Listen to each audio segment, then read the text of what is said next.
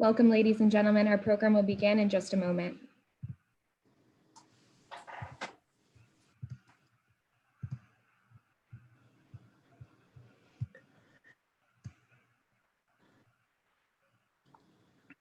Welcome, ladies and gentlemen. Our program will begin in just a moment. Good day, and welcome to Advocacy Anywhere, powered by AJC. Advocacy Anywhere is AJC's digital platform that enables you to engage with AJC's global expertise, content, and advocacy from wherever you are. Today, Jews around the world remember the fate of more than 850,000 Jews who were driven out of Arab countries and Iran beginning in the 1940s. On this day, to mark the departure and expulsion of Jews from Arab countries and Iran, we are delighted to be joined by Juliette Blhopsa, Edwin Schuker, and Sabas Memories, all part of the AJC family, to share their firsthand accounts of this tragic, inspiring, and little-known chapter of modern Jewish history. Bel Yoeli, AJC's Chief Innovation Officer and Chief of Staff, will speak to each of our guests individually and then moderate a conversation with all three. And Bel, with that, the floor is yours. Thank you so much, Jillian, and welcome to our viewers. As Jillian said, our first story will be told by Juliette Blhopsa, who's from Libya. And I know Juliette quite well, so I'm going to refer to her as Juju, which is her nickname, just so no one is confused.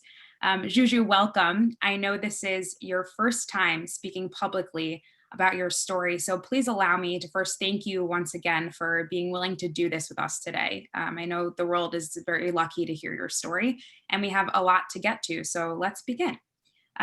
Juju, if I could ask, can you first tell us a little bit about the history of Jews in Libya?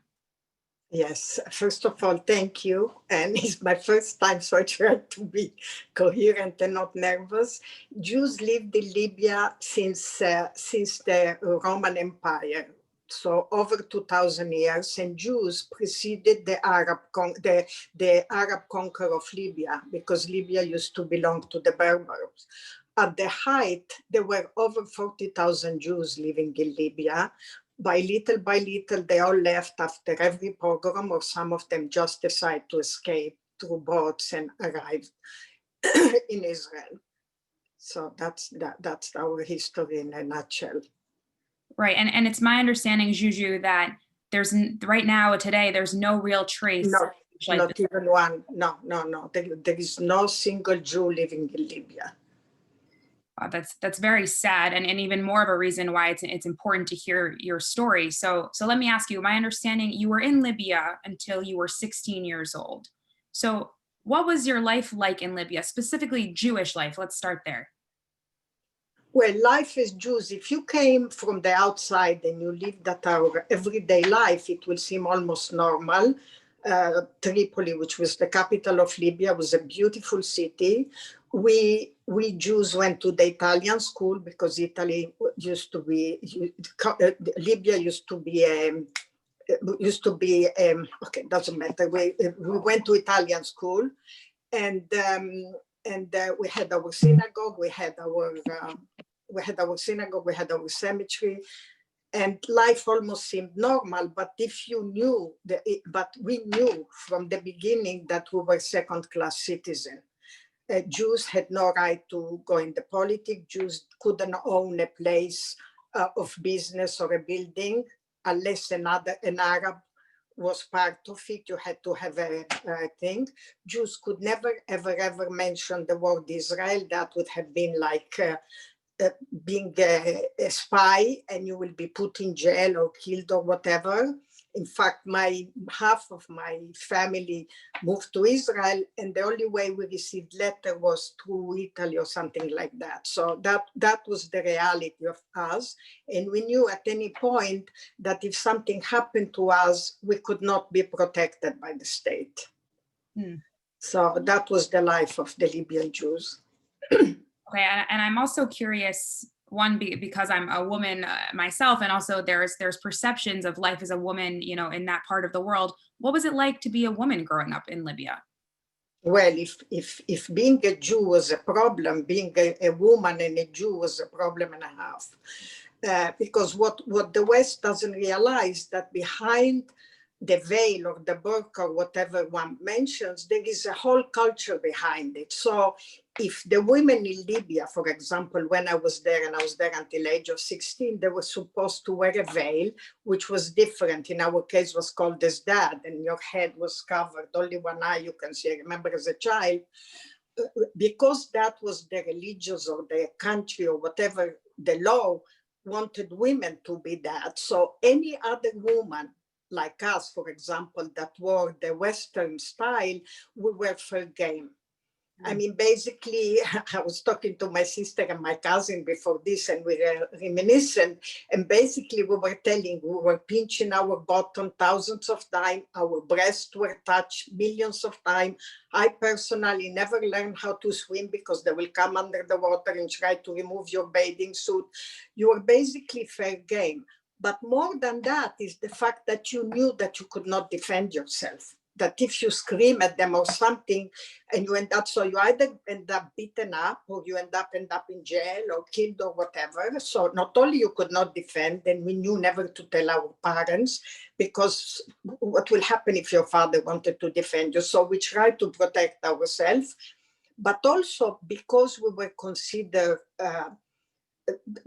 because we didn't wear the veil, which for them was something sacrosanct. So the same people who touch you and whatever they will call you, a whore, a prostitute, a sinner, whatever, every adjective in the world. So that was the life of women in Libya, which I suppose is in every country that not allow you to dress the way you want.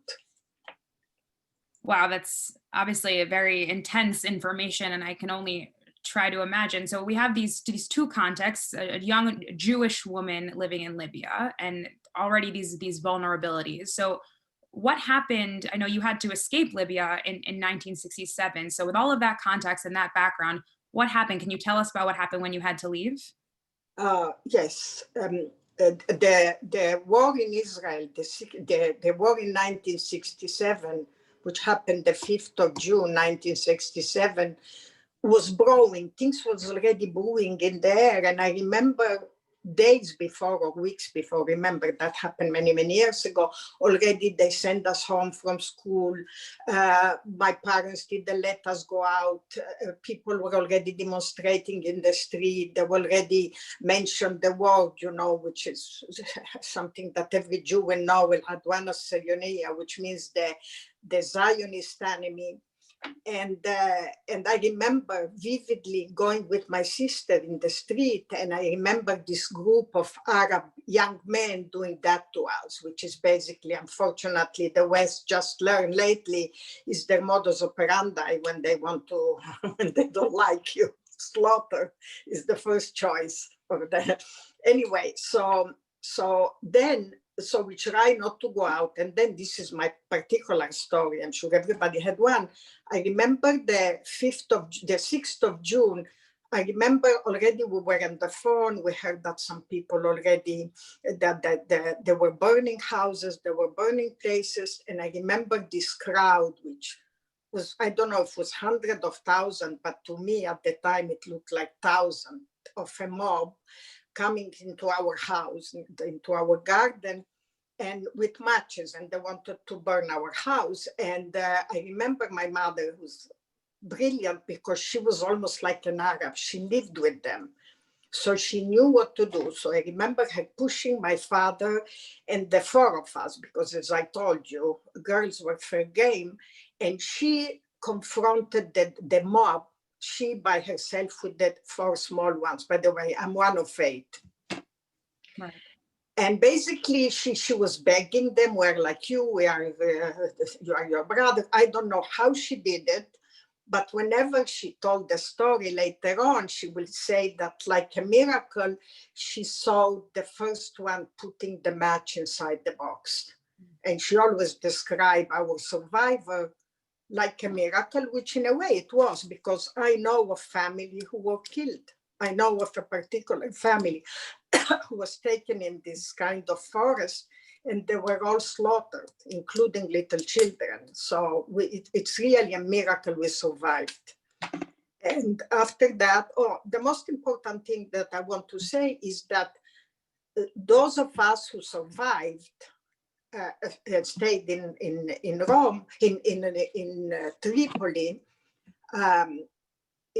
We had the Italian ambassador, who was actually a hero, who basically asked the Italian to give us permission to arrive there as refugees, because of course Israel could not do it. So at that point, when we were allowed to leave, so the government, people in the government, by the way, at the time there was a kingdom. I was raised in a kingdom, but I would call it a dictatorship. But anyway, so the government, the people in the government were sent to homes like my home, and they said, look, you have a choice. You can stay here, but we cannot protect you, and we'll put you in a camp, or you can all leave, but with 30 pounds, which let's say is now $30 per member of a family, and a bag, and a how do you say, a valise? Suitcase. A suitcase. So we left, and we arrived in Italy. And I will always be grateful to the Italian. They were wonderful. I think once in Italy, I remember we were, I think the joint helped us a little bit. And basically we start living. Let me ask. Yes. Right, before the Italians helped you, which, wow, that's quite the story. And I know your mother confronted the mob. There was something that happened in between. I think somebody helped you, or oh my god, yes, I'm sorry. No, I just want to make sure you get to tell the full story. Thank you. Yes, when after they came to us and by miracle they left, my mother called this friend of ours, a wonderful Muslim man. I still remember his name, Abdelhamid Beiderna. And while they were talking in the meantime, because most of the country already was on fire and people were going crazy, because when they couldn't kill the Jews, they start burning around. I mean, my Bob is a crazy thing. So the government decided to have a curfew to save the city.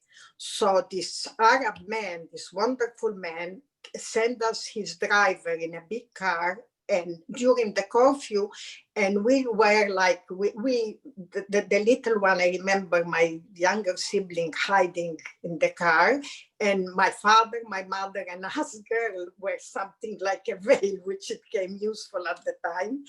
And we went to his house for days or maybe weeks, I don't remember, but again, because my mother knew the Poles, she knew these people. After a while, she went to my father and said, we better go to our house because he's a wonderful man, but his children will betray us. They were already part of that brainwashing that you had to get rid of the Jews one way or another.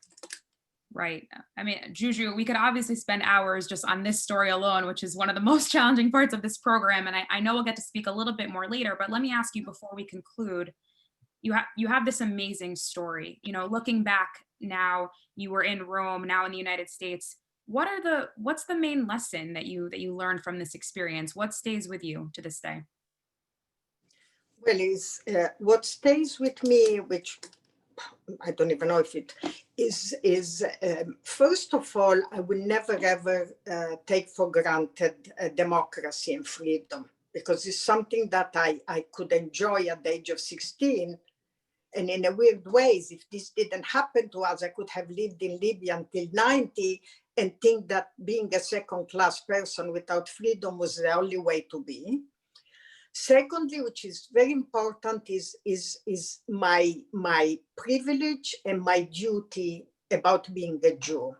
I call it a privilege because I'm extremely proud of being part of this group. And I call it a duty because I feel like I'm part of a chain, this chain that for centuries, for thousands of years, there was always somebody that wanted to break. From the Pharaoh to the Spanish Inquisition, to the Holocaust, to what happened to the Libyan, to all the Arab, to the Jews in Arab countries, is this chain. And for some miracle, this chain still exists. And I feel it's my duty never to break it. And I really feel I was able to give this to my children, and I hope that they give it to their grandchildren. Thirdly, and last but not the least, is Israel and what Israel has to do with all of this. I mean, I always feel that we Jews, depends on the luck of the draw, we can be in a dictatorship like me and some Jews, and they can live in a democracy, like living in a place like America or Italy. But at the end, what is important is Israel. I really believe that is our duty, whether we live there or not to live there, to hold on to Israel, to protect it and to defend it, because the safety of Israel is not good just for the Israelis, but all of us who live in the diaspora. This is my personal opinion. I always felt it. Well, Juju, those are three very, very powerful and very important messages. And in addition to our story, I'm very glad that our audience got to hear them. And again, I know we can spend much more time, and we'll come back with you on screen later in the program, but thank you so much for sharing all of that with us. And with that, we're going to pause Juliette for a moment and bring up Edwin, our next guest from Iraq, to share his story with us. And for those of you who might remember, Edwin actually addressed our AJC Global Forum in 2019. So it's great to have you back with us, Edwin. Thank you so much for taking the time. And we will dive right in. So you're from Iraq. Tell us briefly about a little bit about the history of the Jewish history of Iraq. Thank you, Belle, and thank you, AJC, for giving me this opportunity. The history of my community goes back to 586 before the Common Era. First temple, destruction, the king of Babylon, Nebuchadnezzar, brings in the citizens of Yehuda, the kingdom of Judah, marching into Babylon. And the first thing they do, as you know, Psalm 137, by the rivers of Babylon, there we sat and we wept for Zion. And I always say these guys are the first Zionists in the history, is sitting there crying for Zion. So this is the start, this is the beginning. This was 2,606 years ago. And the history in a minute is that they actually built civilizations. They actually, Judaism as we know it was formed in Babylon and not in Jerusalem. The Siddur, the reading of the Torah twice a day, twice a week.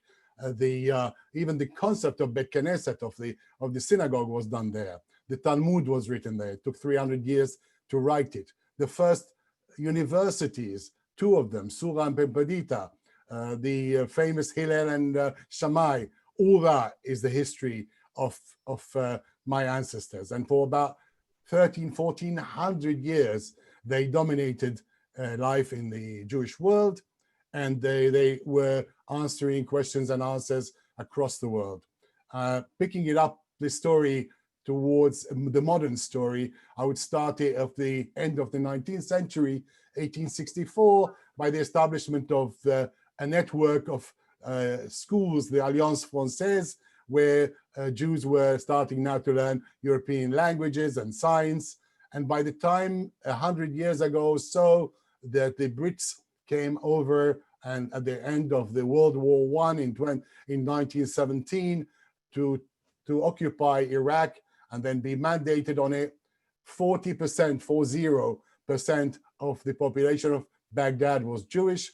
The Jews then became part and parcel of the new kingdom of Iraq. They dominated things like finance, music, literature, printing, political parties, literary clubs, all that were very much part and parcel of Iraqi society and led on it until there was a pogrom inspired by the Nazi in 1941 called the Farhud, and then the 48 establishment of the State of Israel. And like the rest of the Arab world, where 856,000 Jews were living there, they just found themselves on the wrong side and were accused of being spies and fifth column, and there were some killings and the hangings of one of the wealthiest men in the Middle East, Shafiq Adas, and therefore over 93% of them found themselves displaced, leaving the country within months, leaving behind all their assets, all their belongings. They were allowed a list of, a man was allowed 3 suits and women 4 dresses, 1 single ring, 4 books, and so on and so forth. And so that ancient and community and so well established in that place found itself en masse going to the young state of Israel and living for a few years in the ma'abarot, in the tents. I was born after that. I was born in 1955. Well, Edwin, thank you so much. I know it's quite a challenge to put all of that history into a very concise, minute or two. You did it brilliantly, so thank you. It's very nice context for your personal story. So I want to ask you, as you just said, you were born in 1955. What was it like growing up in Iraq, specifically as a Jew? In your experience, how did the Jewish community live at that time?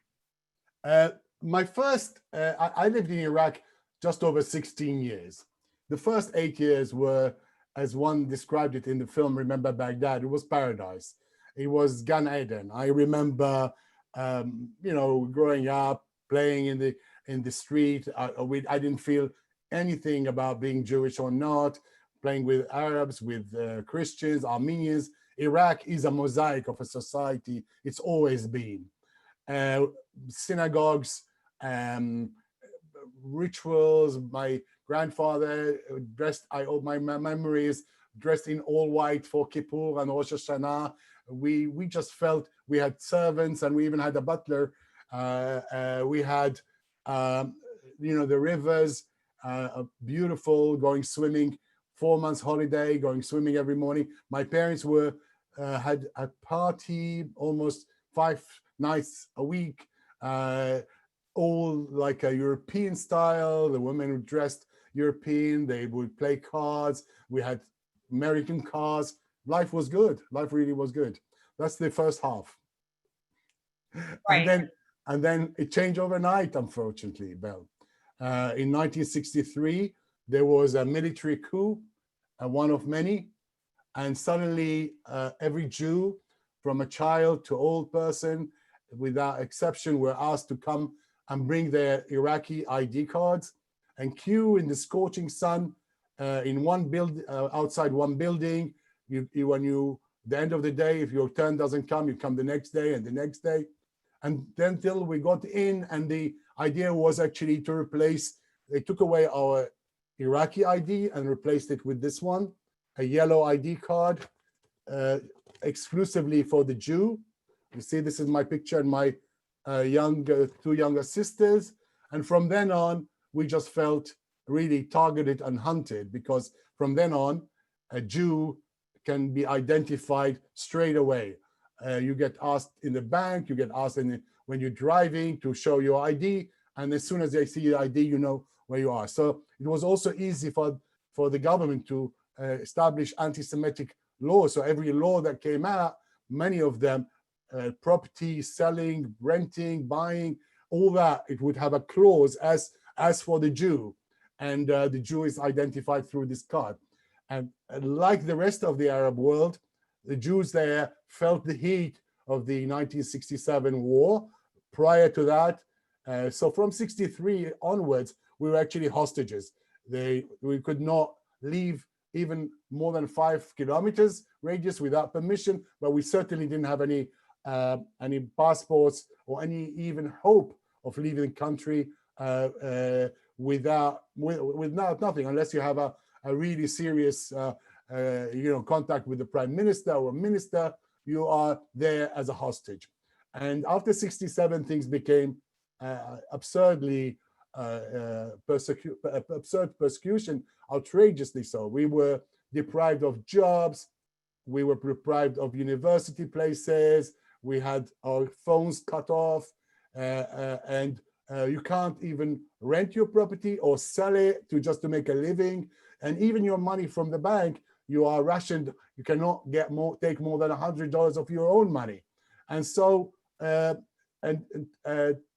remember the humiliation of actually going as a family dressed up, going to a social club, which we always went to. And then you walked into the door and suddenly there's a sign saying all Jews have got their membership canceled and you are not allowed to come in, you know, like a children dressed up. And then, you know, you go home, you're no longer welcome in this country, but you can't leave it either. In January 27th, 1969, we woke up to the news that we should be sitting at home and enjoy and celebrate. There were no schools and no work. And we did. We were celebrating until at 9 o'clock, the announcement came that the reason for the holiday is really that the government has caught aspiring and that these guys have been caught, have confessed, have been tried and sentenced to death by hangings. And then the names started coming out, and out of 14 names, 10 were Jewish. And as we heard the news, their own families were listening to it for the first time. We were a small community by then. We were about 3,000 people. So we knew mostly everyone of those people. And they're one of them was 16 years old, one of them was 17 years old. The innocent people picked up. And really, this was the lowest probably part, as their bodies were hanged in the public square, main public square of Baghdad and Basra. Each one of them was covered in a white linen, and the word Jew was in the front, and at the back was his name and his address. And that was transmitted live the whole day, with 500,000 people dancing under the bodies and throwing sweets, including the president of Iraq and the government. They all went and visited. And then after that, really life resembled hell. People were being picked up from the street. People were being tortured to death, hanged again. And I just read for you a small paragraph from a book that written by somebody who spent a year in jail. And this is Shaul Sasson, the son of Rabbi Hacham Khduri Sasson Khduri.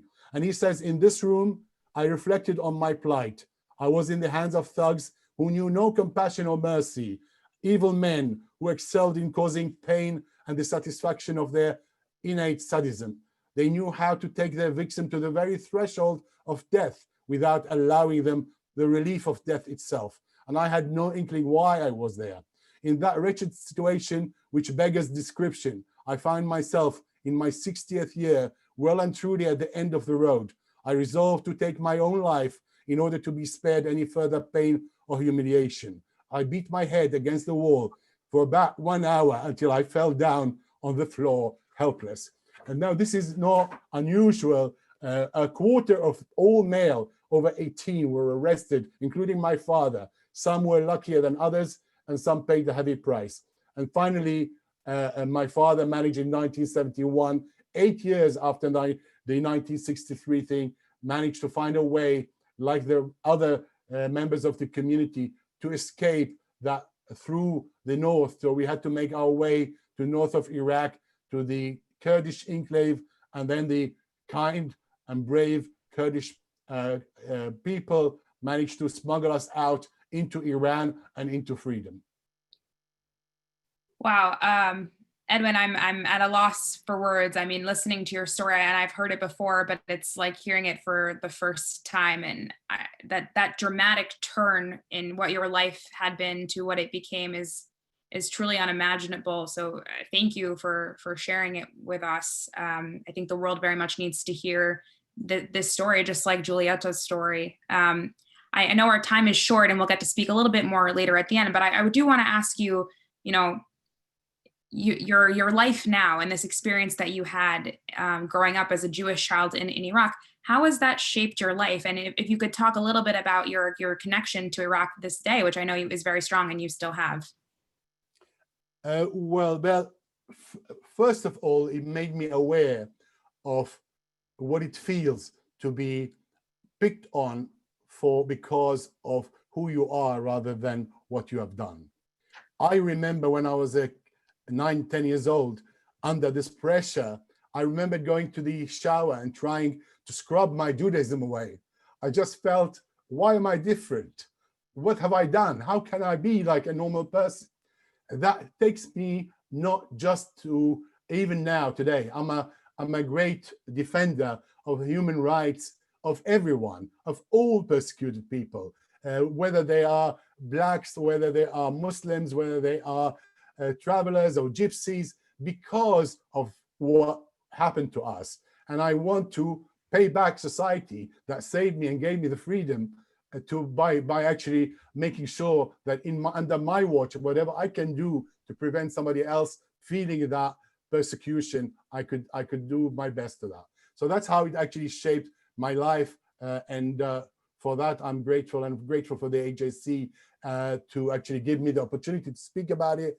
I did go back after 2003 to Iraq, to Baghdad. I was the first Iraqi Jew to go there straight after the fall of Saddam. But that is another story, which you can watch it in Remember Baghdad, the documentary. It's a story that I personally refuse to let go of, the grave of my grandfather, of the shrine of my prophet, of my school, and of all the markers of the synagogues that I go to.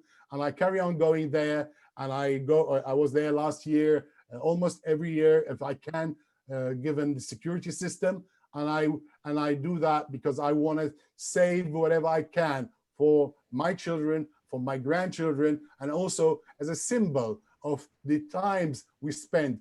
It wasn't always that bad. Well, for thousands of years, we did live with the inhabitants, and for 1400 years, we lived with the Arabs.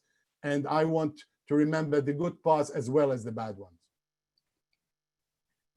Edwin, thank you so much. Like will be the theme of this entire program. I know we could go on for hours, but really that the combination of, you know, taking the negative and turning it into something positive, and really being a champion for, you know, holding on to your identity and defending others, I think is very powerful. And I know we'll get to speak a little bit more later, but thank you so much for sharing that with us. And just like our first round, we're going to temporarily pause you and bring up Saba, our third and final panelist. Hi, Saba, who is going to speak about her experience of growing up in Iran. So Saba, thank you so much for being with us. I know. Hi, Val. Thank you so much for having me. Of course. I know, so you're speaking about your experience growing up in Iran, and your strong connection and in-depth years of studying actually Iranian Jewish life, and that Iran has a very different Jewish history than, you know, other Sunni Muslim countries and other countries that we hear about in this context. So can you tell us briefly a little bit about the Jewish history of Iran specifically? Absolutely. You know, and Val, you're absolutely correct. It is a very different history. Iranian Jews, like Jews from the Middle East, have been in Iran or the Persian Empire for about 2,700 years before the advent of Islam, obviously, one of the oldest Jewish communities in the diaspora, even predating the first diasporas, going back to the Assyrian conquest, 721, 722 BCE. And living under Zoroastrian rule, which, as you know, King Cyrus was wonderful to the Jews. I mean, he was included in the Tanakh. And then things really changed for the Jewish community when Shia Islam came into Iran, into the Persian Empire in the 16th century. Under Shia Islam, Jews had dhimmi status like they did in other countries in the Middle East, meaning second-class citizenship. But what was really interesting is that the dhimmi status under Shia Islam in the Persian Empire was different, because my own work traces it back to the Zoroastrian tradition. The Shias were obsessed with purity and impurity, and Jews were seen as being what we call in Farsi najas, ritually impure. So their bodies were literally impure. You could not go out into the rain. If it was raining outside, my grandmother could not go out, because if the water got on her body and then got into the water system, it would ritually render a Shia Muslim impure. They couldn't go to the bazaar, to the marketplace, and touch any food, because it would make it impure. They had to live in the mahallahs, the Jewish ghettos, and they were placed in the same category as dogs, pigs, and feces. So they dealt with not only second-class citizenship, but this idea that their bodies, their whole beings were impure. That was up until the Qajar dynasty, up until the early 20th century. And then you had a coup by Reza Pahlavi, the Pahlavi monarchy. And Reza Pahlavi, who we refer to as the Shah, meaning the king, comes in and completely emancipates Iran. Well, Persia, it was still called Persia at that time, emancipates it, secularizes it. He looked at Mustafa Ataturk of Turkey as a paragon to emulate. And he told the Jews to come out of the mahallahs to be a part of society. He didn't care about religion, he cared about nationalism. And at this point, you had a lot of the Jews in the mahallahs and the Jewish ghettos being educated under the Alliance schools. So they were learning French, they were getting a secular education, and they were able to come out of the Jewish ghettos and be a part of Iranian society. His son, Mohammad Reza Pahlavi, takes control in 1941 for reasons we can't get into because it's just such a short amount of time, and further secularizes, emancipates the religious minorities of Iran. By 1936, the name changed to Iran to invoke the Aryan concept of the country. And Jews were a part of every aspect of Iranian society, upper middle class, middle class. My family went to Jewish day schools, that the schools were so great that secular Muslims were even sending their children there to get an education. They lived a really good life. In 1950, Iran recognized Israel's right to exist. Mohammad Reza Pahlavi, the Shah, had an oil treaty with Israel. So they were sending oil from the Straits of Tiran into Haifa. Alal was flying in and out of Tehran's airports. You had Jews who were Israelis who were living in Iran, teaching. You had doctors and nurses from Hadassah Hospital who were training doctors and nurses in Iran. You had kibbutzim who were training men and women from the kibbutzes who were teaching agriculture to Iranians. And that was one of the main reasons, amongst many, of the Shah's downfall was his relationship with Israel. Now, he wasn't a Zionist per se. He just truly cared about his country in terms of modernizing it and looked to Israel as a way of helping him do that. And the Iranian Jews were living a fairly good life in Iran. They weren't being kicked out up until 1979 with the Islamic Revolution. And at first, Khomeini didn't present himself as a religious, he was an imam, but he didn't present himself in this way. He presented himself more as a Che Guevara type figure. So you had secularists, people who were religious, feminists, intellectuals who were supporting Khomeini. And then he came into power and people quickly saw who he was and what he was about. My family escaped in 1978 and we were lucky. We literally just got on a plane, left everything behind and came to America. It was a lot harder for the Jews who stayed, thinking that there's no way their Paris of the Middle East was going to go back to 16th century Shia Islam. And by the time the Iran-Iraq war happened, from 1980 to 1988, Khomeini really came down hard on the Iranian community. And that is when the Jews tried to escape, and they literally had to escape through Pakistan and, going through different means and being tortured, some murdered, in order to get to Europe to then work their way to America. Hayas was really wonderful in helping the Iranian Jews in that time period leave Iran, come to Europe, and then work their way to America.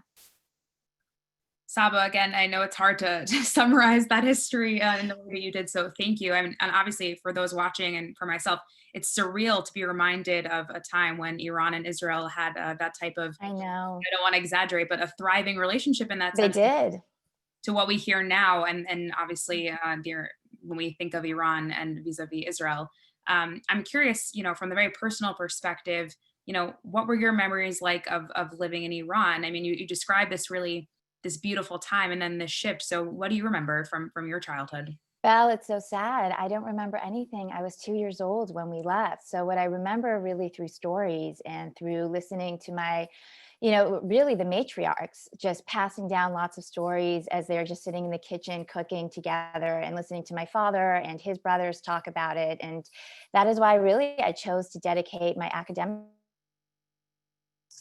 My generation, the daughters and sons of immigrants who are first generation, and now our children, we don't have these memories and we can't go back. And so that's why I made it integral part of my academic focus. My first book was interviewing 120 Iranian Jewish women ages 90 to 18, specifically the great-grandmother generation, because I wanted to get this history down. To me, these women are the rock stars. You don't hear Iranian Jewish history, let alone female Iranian Jewish history. You never get the narratives of Iranian Jews, let alone women. And so I really focused on writing these stories before these women passed away so we could really understand what was life like being Najes in Iran? And then all of a sudden being told to come out of the ghettos and come be a part of modern society and getting married. My grandmother got married at 12 years old and had 9 children. My great grandmother, who's on the cover of my first book, got married at 9. And so what was it like to be married at this young age to a man you've never met before, go and move in with his family, be raising 9, 10 children, then living in modernity in the Paris of the Middle East, although I know that every Middle Eastern country capital refers to themselves as the Paris of the Middle East, and then starting all over again and coming and leaving your life behind and coming to America, learning a new language. And most importantly, this is what I write a lot with the first generation, the hybrid generation, is how do you raise your children in a society that's everything American culture telling you to be independent? You go off to college, you marry for love, not because your families get along, and it doesn't matter if you marry a co-religionist or not. And then all of a sudden, you are trying to balance this very traditional community life of being an Iranian Jew, where you live for the Jewish community and for your family name and honor, with this hybrid identity of being in a secular, modernized American society and culture.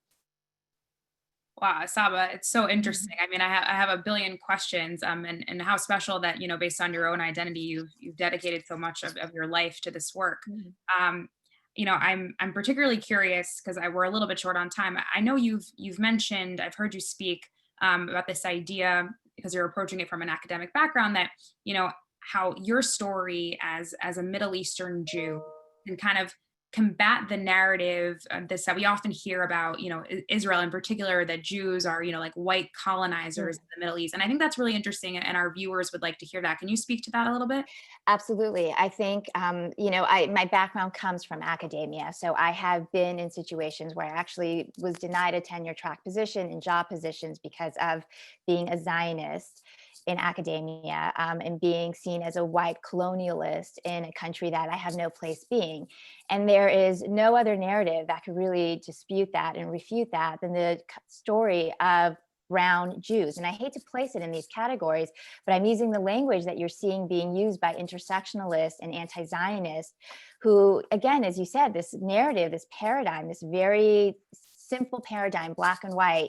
If you're white, you're a white colonialist in Israel and you have no place there.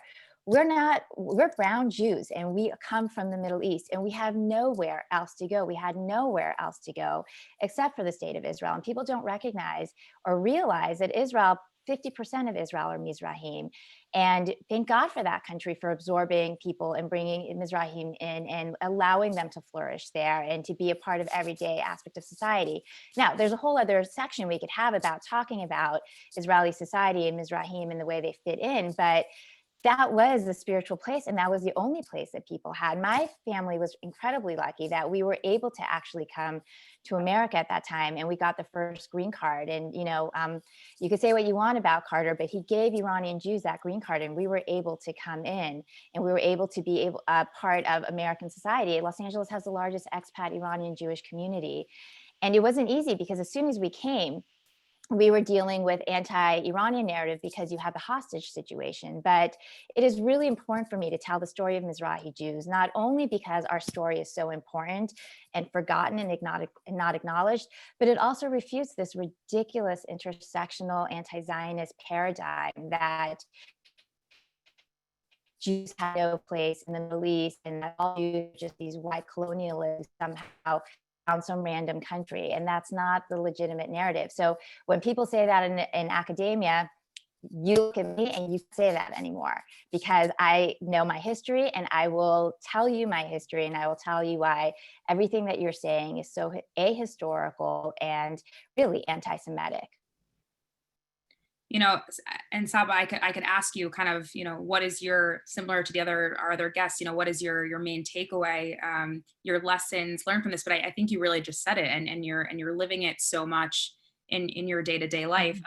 And for those who, I know we're getting some questions, Saba's internet unfortunately is a little spotty right now. It's okay. I can hear you. Your picture might be frozen, so I don't want you to worry. My apologies. Not at all. It happens in this virtual world. I want to, again, Saba, thank you so much for sharing your story. I know we could go on for hours. I keep saying it, but it's true. It's really it's amazing to listen to and to see how much you've dedicated your life to this. It's really special. I want to bring in our other panelists to get you all together for a few minutes, because I think, you know, we just heard three such different perspectives and life experiences. And, you know, we could spend a lot of time comparing and contrasting, but I want to give you all kind of the chance to have your final impact in this moment as we're sharing these stories. And I want to really ask two questions and have each of you answer, if you'd like. No pressure. The first question is, you know, I'm sure a lot of our viewers are listening to this and thinking, you know, why don't I know these stories? And why is it that so many people don't know these stories? And what can be done to educate the world about Jewish refugees, or what do you think should be done to really help to spread these stories? So let's work backwards. And Saba, if it's okay, I'll start with you if you want to give your answer. Sure. First of all, I work, you know, I'm an associate director at AJC LA. So I'm so proud to be a part of an organization that is having a program like this and featuring a program like this to recognize our narrative. I think number one, we need to start within our own community. I know, for example, my Iranian Jewish students, when I taught at UCLA, et cetera, they did not learn Iranian Jewish history. Our parents, and I don't blame them, they were in trauma mode. You just come and you're immediately trying to make ends meet. All the money that you have, because you left it all behind, is going to these Jewish day schools. So you're hoping that the education gets passed down through the schools, while my parents were working 12 hours a day in downtown LA in the fabric industry. So our history was never really taught to us. It wasn't until my students came into my courses in college where they actually learned this history. So it's up to, number one, our families, our grandparents, if you're blessed to have them alive, and our parents and our aunts and uncles and our historians to teach this history. It's up to the Jewish day schools and the synagogues, even if they're Ashkenazi, and the universities to teach this history. Why is it that I went all the way to a PhD program at some of the best universities in the world, Berkeley, Harvard, Santa Barbara, and never was offered a single course on Mizrahi Jews? Never. If I took a course on Jewish history, if there was time the last week, they might focus on the Middle Eastern Jewish community, but everything was on the Ashkenazi community. So it's up to even the Ashkenazi communities to make room for our narrative. And then we need to fight for it, as I feel like I'm doing within the social justice space, within the space at the United Nations, within the space on the left and the right, to make sure that our narrative is taught and it's not forgotten. And I have to say, I'm so proud of seeing my Iranian Jewish students and the generation underneath me, because they are proud Iranian Jews. They are reclaiming the culture, the history, the narrative, the food, and they give me a lot of hope in that regards. Edwin, let me ask you to chime in here. And I know you speak about this, you know, all the time. So, you know, why is it, do you think that, you know, these stories are not as known, and what else can be done from your perspective? I'd rather focus on what can we do now. The history of why wasn't it known is long and complicated and complex. But eventually we are here where we are now. And thank God, in the last 10, 15 years has been fantastic strides into getting that story told. And so first of all, the family, within our family, within our community. We have, for example, like Haggadah, our family sits on the day we manage to escape and sit with the family and the extended family and tell the story every year to our children, to our grandchildren. Then our community, some of them, you know, the younger ones did not know. Then we've got now the 30th of November as the Knesset law in 2014, which now makes every Israeli embassy and consulate make sure that they have something done within each of the communities around the world. Then we've got the Kaddish initiative, which came in 2 years ago, where every shul in the world, we would like them to read Kaddish together in unison, the Shabbat before the 30th of November, for all those Jews who are buried in the Arab world, where it's no longer accessible to go and pray for their souls. Schools, our schools curriculum, university. At the beginning, a few years ago, I go to schools here, 500 kids in a UK school, and not a single one of them has heard of the story.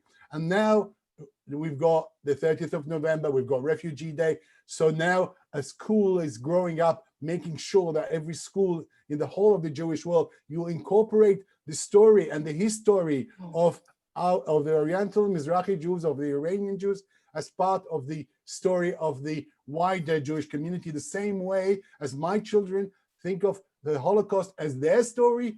We want our story to be part of the united Jewish history. And then the world, the global, through AJC's work, it's been phenomenal the last few years, through the World Jewish Congress in the United Nations, and so on and so forth. Let's keep up that momentum and worry about why it didn't happen at the beginning later.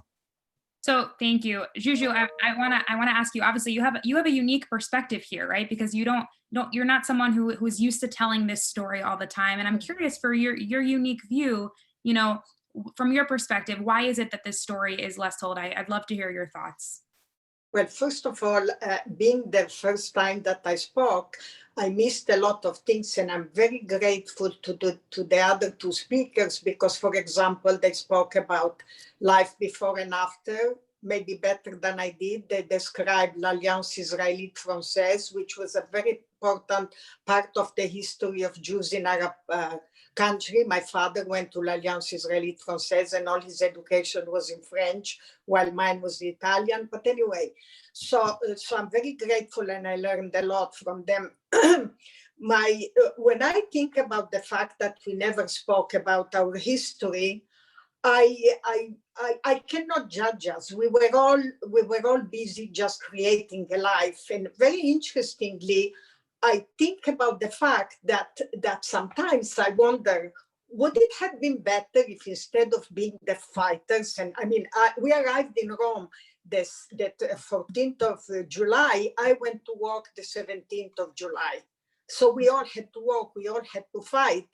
But I wonder if for the way I see the world, that especially now everybody wants to be a saint and everybody wants to have a victim to protect, especially in the Western world, which with all due respect has sometimes, especially the new generation, a very naive concept of history and what people.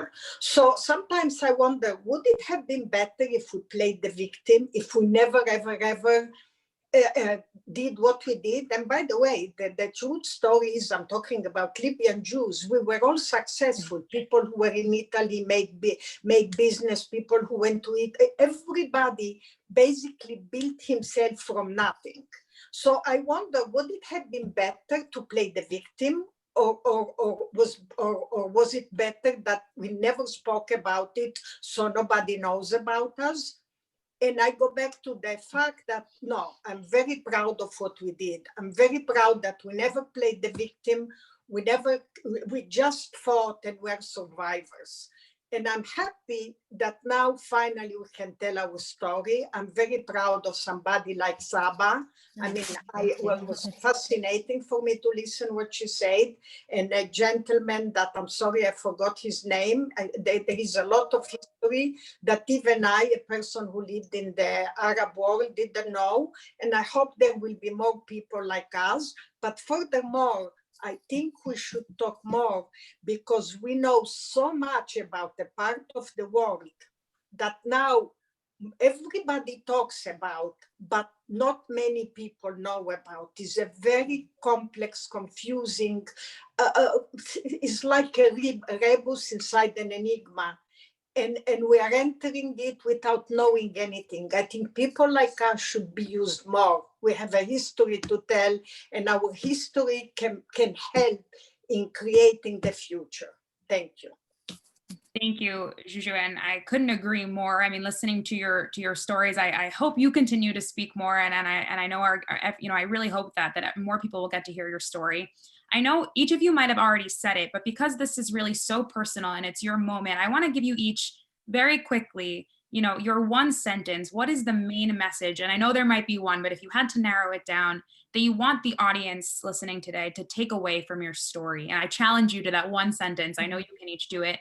And I'll change or maybe two, it's okay. I'll change the order. Edwin, we'll start with you. I want two sentences. Okay. So first of all, the positive. You see what's happening around the world, the Arab world, Egypt, rebuilding the synagogue, Bahrain, Dubai. I want to, somebody in the audience says, what about being a bridge? I believe that is coming, and I believe the Arab world is changing. And I believe, like the Bahraini foreign minister said, 10 years ago, 90% would have been against normalization. Now 90% is for. Don't give up yet. And I want to finish the second sentence of the late Lord Rabbi Jonathan Sachs of blessed memory, because he would sum up better than I do what I want to say. He says, I believe that I'm a character in our people's story with my own chapter to write, and so are we all. To be a Jew is to see yourself as part of that story, to make it live in our time, and to do your best to hand it on to those who will come after us. And I think that sums up today's talk. Thank you, Edwin. That's so beautiful. And Saba, I'm going to come to you because Juju was our first time speaker. I want to give her the last word. Saba, do me a favor in your answer, work in the name of your book, because we're getting questions from the audience about what it was. Oh, thank you. First of all, how do I follow that, Edwin? But thank you for this opportunity. I think, and everything Edwin said, and I think there are so many great Mizrahi scholars, writers, educators out there. Please support us and support the organizations that support us. But the name of my book is From the Shahs to Los Angeles, 3 Generations of Iranian Jewish Women. And then the second book that I edited is called Sephardi and Mizrahi Jews in America. You can find them on Amazon. There are, if anyone's interested, send me an email via AJC. I have a great list of books that I use with my students, autobiographies of Jews from the Middle East who talked about their narratives from a female perspective, a male perspective, first generation. There's so much out there. Please include our history and our stories in your own. We are one Jewish community, and so let's truly feel like we are a part of that. And your book.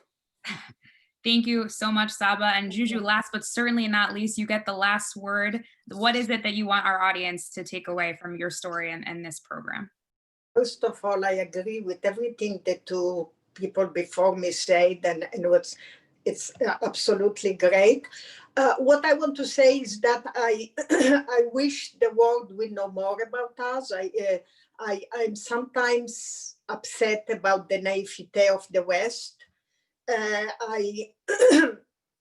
I think there is hope that our history will be known. And also, I believe that there is hope for peace. It's going to take a long, long time. And if my message was there, is for, I don't know how to say that, for some, especially American Jews, not to take our history for granted and not to take Israel for granted. At the end of the day, one can write books, one can do whatever, but our savior is this small little country in the middle of a dictatorship, which hopefully will change. That's my message. What an important note to end on. Juju, thank you. Saba, thank you. Edwin, thank you. Really from the bottom of my heart and on behalf of AJC, we do a lot of these programs, as you all know, but I think everyone can agree with me who's watching. This was really special and different, and we're really appreciative of your time and your willingness to share with us. So thank you. And with that, I will turn it over to Jillian, who's going to close us out. Thank you all again for joining us today and sharing your powerful stories. I'd also like to thank our audience for joining us. If you enjoyed this program, please consider making a donation to AJC at ajc.org/donate. Thank you all and goodbye.